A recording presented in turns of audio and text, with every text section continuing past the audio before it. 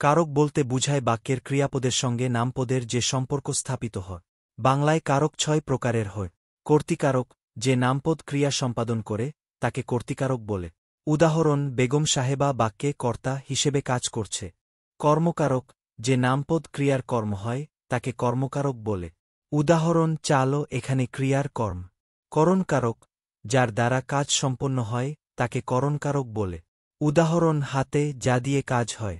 সম্প্রদান কারক, যার উদ্দেশ্যে কাজ করা হয়, তাকে সম্প্রদান কারক বলে। উদাহরণ: গরিবদের, যার উদ্দেশ্যে ক্রিয়া সম্পন্ন হয়েছে। অপাদান কারক, যেখান থেকে ক্রিয়া শুরু হয়, তাকে অপাদান কারক বলে। উদাহরণ: ভাড়ার থেকে, যেখান থেকে ক্রিয়ার উৎপত্তি। অধিকরণ কারক, যেখানে ক্রিয়া সম্পন্ন হয়, তাকে অধিকরণ কারক বলে। উদাহরণ: প্রতিদিন, যেখানে বা যখন ক্রিয়া সম্পন্ন হয়। বিভক্তি হল শব্দের সঙ্গে যুক্ত অংশ, যা বাক্যের অন্যান্য শব্দের সঙ্গে সম্পর্ক স্থাপন করে। যেমন: ছাদে শব্দে এ বিভক্তি যোগ হয়েছে, যা বাক্যে স্থানের নির্দেশ করছে। বাংলা ভাষায় বিভক্তি ৭ প্রকার। প্রথমা শূন্য এ ওই, যেমন মায় মা বাড়িতে বাড়িতে। দ্বিতীয়া শূন্য কে রে, যেমন শিশুকে লোককে। তৃতীয়া দ্বারা দিয়ে, যেমন কলম দিয়ে লিখেছি। চতুর্থী দ্বিতীয়ার মতো বিভক্তি, যেমন লোককে তাকে। পঞ্চমী হতে থেকে, যেমন ঢাকা থেকে এখানে হতে। ষষ্ঠী এর, যেমন বাবার ঘরের। সপ্তমী এতে, যেমন ঘরে বাগানে। কর্তৃকারক হল সেই কারক, যেখানে নামপদ বা বাক্যের বিষয়বস্তু ক্রিয়া সম্পাদন করে। অর্থাৎ যিনি বা যা কোনো কাজ করেন, তাকে কর্তা বলা হয়, এবং এই সম্পর্ককে কর্তৃকারক বলা হয়। উদাহরণ: রাহিম বই পড়ছে। এখানে রাহিম ক্রিয়ার পড়ছে কর্তা, অর্থাৎ তিনি ক্রিয়া সম্পাদন করছেন, তাই রাহিম হল কর্তৃকারক। আরও উদাহরণ: মা রান্না করছেন। মা কর্তৃকারক। তারা মাঠে খেলা করছে। তারা কর্তৃকারক। কর্তৃকারক সব সময় ক্রিয়ার উৎস বা কর্তা হিসেবে কাজ করে, এবং এটি বাক্যের মূল বিষয়বস্তুর সঙ্গে সম্পর্কিত থাকে। কর্মকারক হল সেই কারক, যেখানে নামপদ বা অবজেক্ট ক্রিয়ার ফলভোগী হয়, বা যার উপরে ক্রিয়া সম্পন্ন হয়। অর্থাৎ যাকে বা যা নিয়ে কোনো কাজ করা হয়, তাকে কর্ম বলে, এবং এই সম্পর্ককে কর্মকারক বলা হয়। উদাহরণ: রাহিম বই পড়ছে। এখানে বই হল সেই নামপদ, যার উপর ক্রিয়া পড়ছে সম্পন্ন হচ্ছে, তাই বই হল কর্মকারক।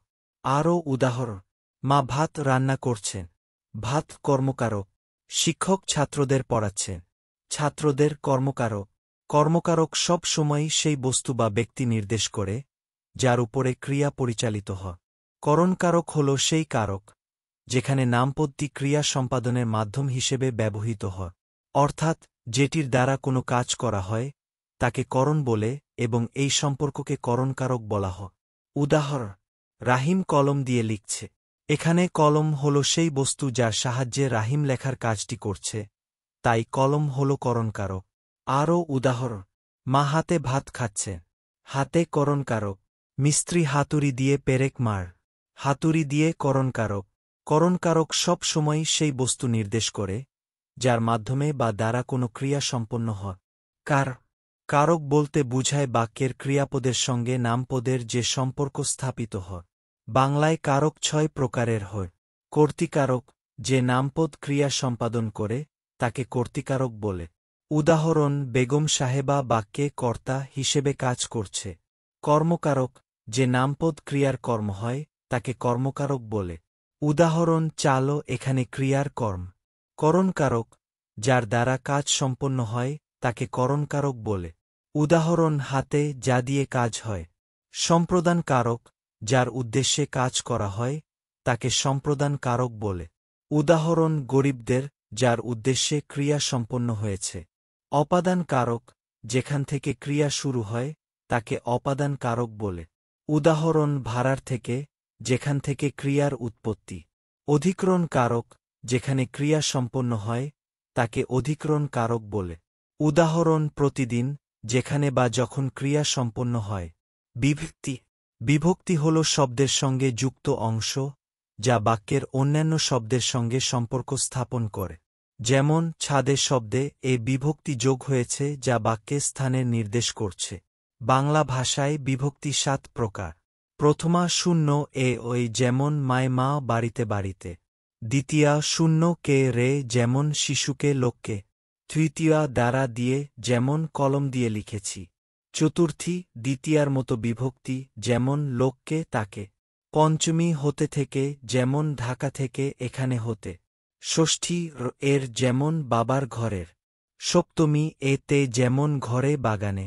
বিভক্তি যোগের নিয়ম। অপ্রাণী বা ইতর প্রাণীর ক্ষেত্রে রা হয় না, যেমন গরুগুলি। অপ্রাণীবাচক শব্দের পরে কে বা রে বিভক্তি হয় না। সম্প্রদান কারক। সম্প্রদান কারক হল সেই কারক যেখানে নামপদটি সেই ব্যক্তি বা বস্তু নির্দেশ করে যার উদ্দেশ্যে বা যাকে ক্রিয়া সম্পন্ন করা হয়, অর্থাৎ যাকে কিছু দেওয়া হয় বা যার জন্য কোনো কাজ করা হয় তাকে সম্প্রদান বলা হয় এবং এই সম্পর্ককে সম্প্রদান কারক বলা হয়। উদাহরণ: রাহিম বন্ধুকে বই দিল। এখানে বন্ধুকে হল সেই ব্যক্তি যার উদ্দেশ্যে রাহিম বই দিয়েছে, তাই বন্ধুকে হল সম্প্রদান কারক। আরও উদাহরণ: মা ছেলেকে টাকা দিলেন। ছেলেকে সম্প্রদান কারক। শিক্ষক ছাত্রীদের পুরস্কার দিলেন। ছাত্রীদের সম্প্রদান কারক। সম্প্রদান কারক সব সময়ই সেই ব্যক্তি বা বস্তু নির্দেশ করে যার জন্য বা যাকে উদ্দেশ্য করে কোনো কাজ সম্পন্ন করা হয়। অপাদান কারক। অপাদান কারক হল সেই কারক যেখানে নামপদটি ক্রিয়ার উৎস বা যে স্থান বা ব্যক্তি থেকে কোনো কিছু বিচ্ছিন্ন হয় বা সরে যায় তাকে নির্দেশ করে, অর্থাৎ যেখান থেকে বা যার কাছ থেকে কিছু পৃথক বা প্রস্থান হয় তাকে অপাদান বলা হয় এবং এই সম্পর্ককে অপাদান কারক বলা হয়। উদাহরণ: সে বাড়ি থেকে বেরিয়ে গেল। এখানে বাড়ি থেকে হল সেই স্থান যেখান থেকে সে বেরিয়েছে, তাই বাড়ি থেকে হল অপাদান কারক। আরও উদাহরণ: রাহিম শহর থেকে ফিরেছে। শহর থেকে অপাদান কারক। শিক্ষক ছাত্রদের কাছ থেকে বইটি নিলেন। ছাত্রদের কাছ থেকে অপাদান কারক। অপাদান কারক সব সময় সেই স্থান বা ব্যক্তি নির্দেশ করে যেখান থেকে কোনো বিচ্ছেদ বা প্রস্থান ঘটে। অধিকরণ কারক। অধিকরণ কারক হল সেই কারক যেখানে নামপদটি ক্রিয়ার স্থান, কাল বা অবস্থান নির্দেশ করে, অর্থাৎ যেখানে বা যখন কোনো কাজ সম্পন্ন হচ্ছে তাকে অধিকরণ বলা হয় এবং এই সম্পর্ককে অধিকরণ কারক বলা হয়। উদাহরণ: রাহিম বাগানে খেলছে। এখানে বাগানে হল সেই স্থান যেখানে রাহিম খেলছে, তাই বাগানে হল অধিকরণ কারক। আরও উদাহরণ: তারা স্কুলে পড়ছে। স্কুলে অধিকরণ কারক। আমি রাতে গান গাই। রাতে অধিকরণ কারক।